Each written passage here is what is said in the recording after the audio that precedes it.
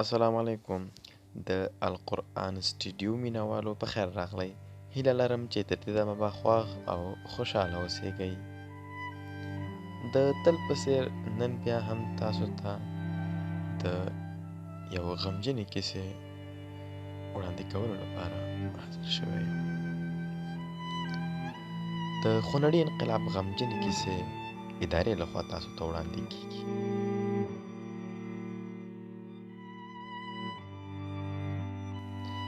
د استشهادي مجاهد د وروستیو شیبو رښتینې خاطرې اوله برخه. لیکوال شهید عبدالحلیم صاحب. غږ عنایت الله قاسمي. راټولونکی احمد الله وفا.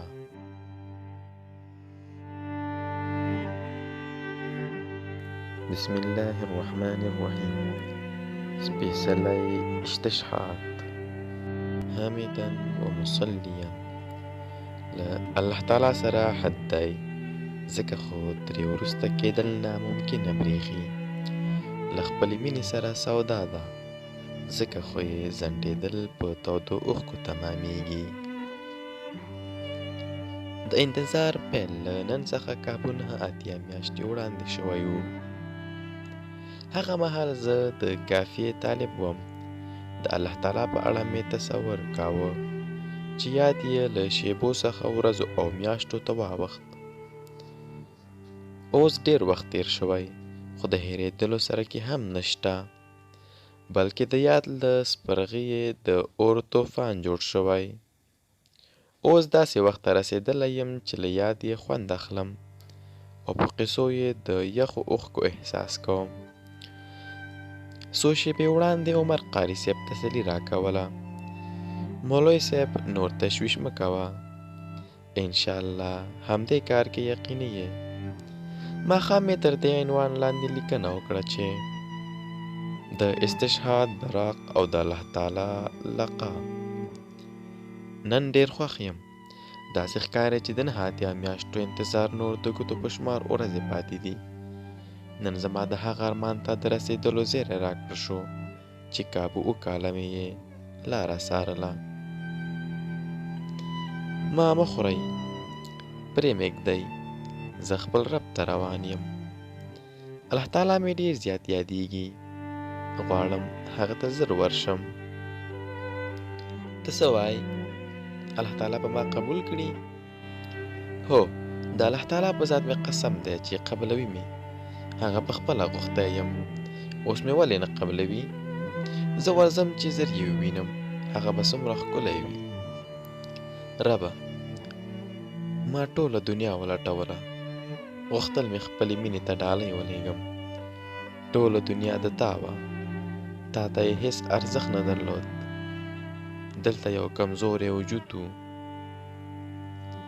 تا ما ته راکړی و، خو ما ډېر ګران و. تل به مې نازوه، ډېر لالهنده وم چې مینې ته مې څنګه ډالۍ ولېږم.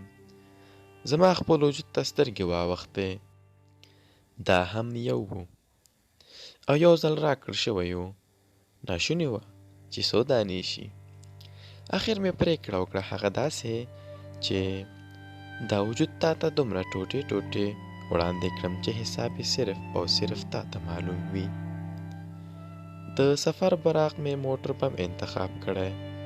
وروستۍ هڅه مې دا ده چې بارود یې ډېر او قوي شي. اوس ته راته ووایه، ما قبلوې او که نه؟ زه ستا د لقا وړ یم او که نه؟ زه دا فکرونه نه کوم. که ما جهنم ته هم واچوې، بیا دې هم له محبته نشم تېرېدلی. خو ای ربه، خیر دی ما قبول کړه، ما مه ځنډوه. ته مې یادېږې، ما در وغواړه. ستا خو په وس کې ده، زه ډېر کمزوری یم. د مینې دا شوګیر راته د وصال په سپین سهار بدل کړه. نور مې خپل کړه، نور مې خپل کړه، نور مې خپل کړه. ما فکر کاوه چې دا به مې د ژوند وروستی لیکنه شي. داسې نه وه چې کار مې دومره لنډ شمېرلی و، بلکې ما داسې فکر کاوه چې نور به لیکنې پرېږدم. خو کله چې د ملګرو خاص مرکز ته لاړم د نوي ژوند ډېرې خبرې وې چې باید ثبت شوي وې. نن د سفر د میاشتې 6مه نیټه ده. که د الله تعالی خوښه وه انشاءالله د سفر میاشت به تېره نه شي، نو ځکه غواړم چې په سپېڅلي اشتهاد څو کرښې ولیکم. هغه هم یو وخت و چې د کابل د خیرخانې په سیمه کې د سید النصاري په لیسه کې وم. پتلون به مې اغوستی و او په ملګرو کې به مې رقابت کې درسونه ویل چې ډېری وخت به مې لومړۍ درجه ډېره په اسانه ترلاسه کوله. د ژوند عجیبه پړاوونه تېر شول. مدرسه وه، د الله تعالی لپاره ملګرتیا او د الله تعالی دین زده کولو. تر دې ټولو سربیره د جهاد صف ډېرې خاطرې له ځان سره درلودلې. خو د استشهاد په صف کې چې زه نن په کوم ځای کې کومو حالاتو او کومو ملګرو سره یم ښایي څوک یې تصور هم ونشي کړای. هره شیبه دا تصور چې نور مو انشاءالله د دیدار انتظار لنډ شوی دی.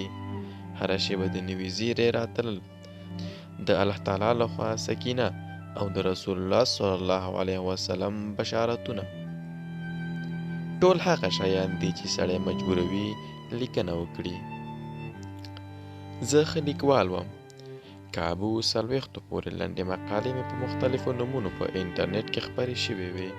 بیا مې د خبیب له داره د معاصر استشهاد تر مداره چې د لیکوال نوم مې پکې بدرالدین خبیب ورکړی و رساله ولیکله چې ډېر زر یې ټول چاپ شوي کتابونه خلاص شول. تر هغه وروسته زه ول استشهاد ته وهڅېدم. تر عنوان لاندې بله لیکنه خپره شوه چې د لیکوال نوم مې پکې ذبیح الله هلال ورکړی و. بیا مې د اسلام عسکر ته تر نامه لاندې علمي کتاب ولیکه چې انشاءالله ډېر ژر به د شهید محمد عمر منیب په نامه خپور شي.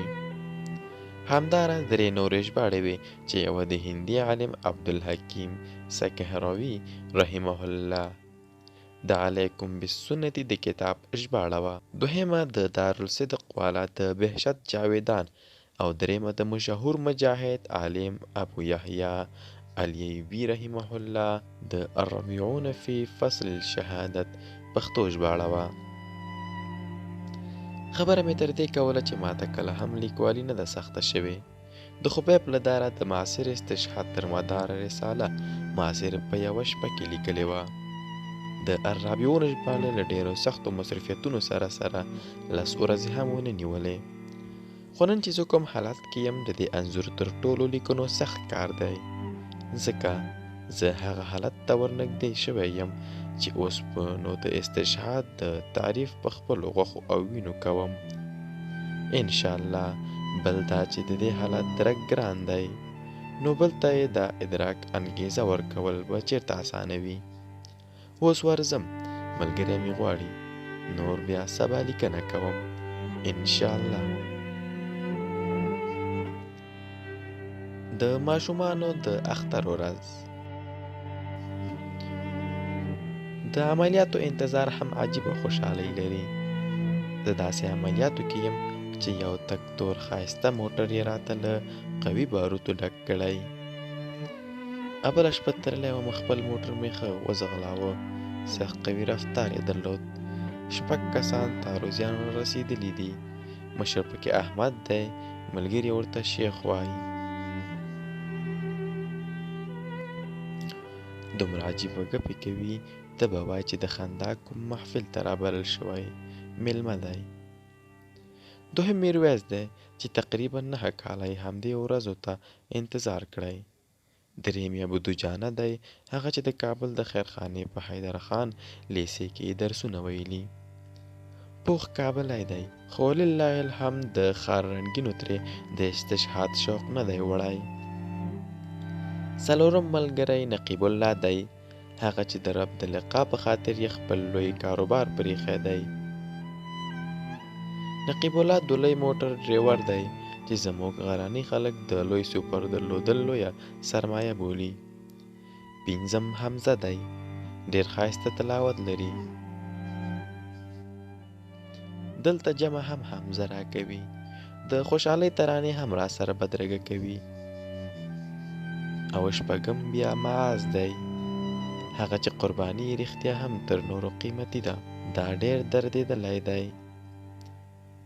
معاذ داسې یو نازولی ملګری لري چې فراق یې موږ ته زور راکوي. نو معاذ به څنګه نه دردوي؟ وقاص د معاذ داسې ملګری دی چې ممکن د لسو ورونو خوږوالی یوازې یو ملګري کې وي. ډېر زیات یې یادوي، خو بیا په دې ځان تسلي کوي چې د الله تعالی لپاره باید هر رنګه فراق وزغمم. خبره اوږده شوه. نن د سفر د میاشتې اومه ورځ وه. مازدیګر د خدمت ملګري راغلي وو چې دروازه مې خلاصه کړه او مې لیدل چې دریشي او ټوپک یې راوړی. بې اختیاره مې چغې کړې، ای زیری زیری. بیا مې په هر یوه غږ وکړ، شیخه زیری مې در باندې. حمزه، میرویسه، نقیبه، معاذه، ابودجانه، زیری مې در باندې. ټول دهلیز ته راووتل. د دریشیو بوج او د ټوپکو غوټه یې واخیسته. بس نو دلته د ماشومانو د اختر سحر پیل شو. قسم په الله ډېر وخت مې داسې خوښي نه وه لیدلی. هر ملګري خپله دریشي، چانټه، ټوپک، بوټونه او نور شیان برابرول. بیا به یې راوکتل، مولوي صاحب همدا مې ځان کې سمه ده. دې خوشحالۍ خپل ماشومتوب رایاد کړ. اختر ته به مو ډېر وخت راهیسې انتظار کړی و چې د اختر سهار به شو. مور به کالي، څپلۍ، دستمال، خولۍ هر څه راکړل. موږ به چې ځان پاک کړ یو یو به مو اغوست. د چا په اصطلاح چې من بن به چاغېدلو.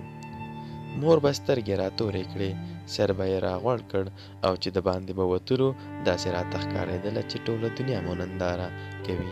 نن بیخي عجیبه حالت و، کټ مټ لکه د ماشومانو اختر. داسې خوښۍ وه چې بیخي یې نشم تعبیرولی.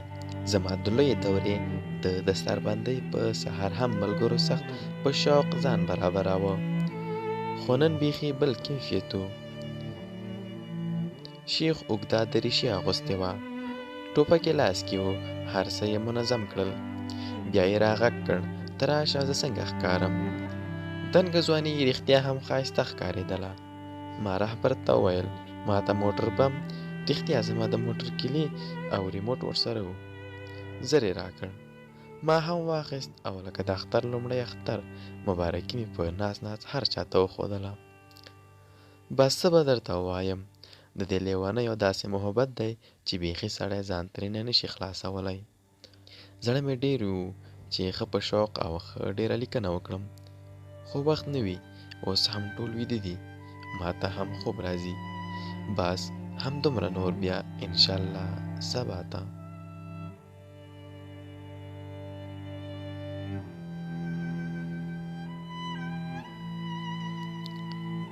استشهاد او محبت. الله تعالی په رسول الله صلی الله علیه وسلم باندې بېشمېره پیرزوینې کړي دي، خو هره یوه یې نه ور یادوي. صرف مهمې او ارزښتناکې پیرزوینې ور یادوي. الله تعالی فرمایي: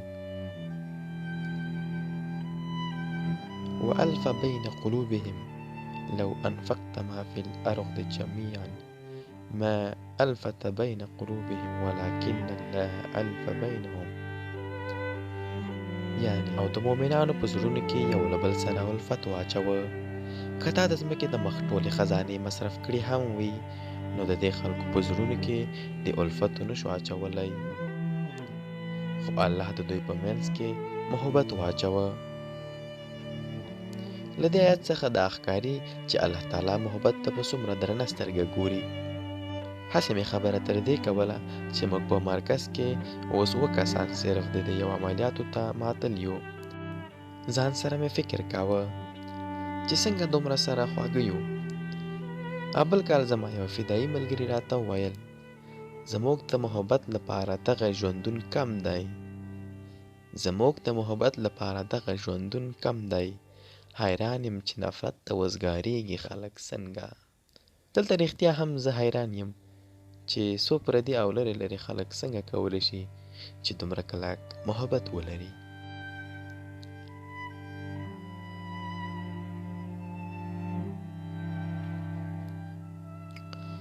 مننه چې تر دې دمه راسره یئ. تر دویمې برخې پورې معینات الله قاسمي ته اجازه راکړئ.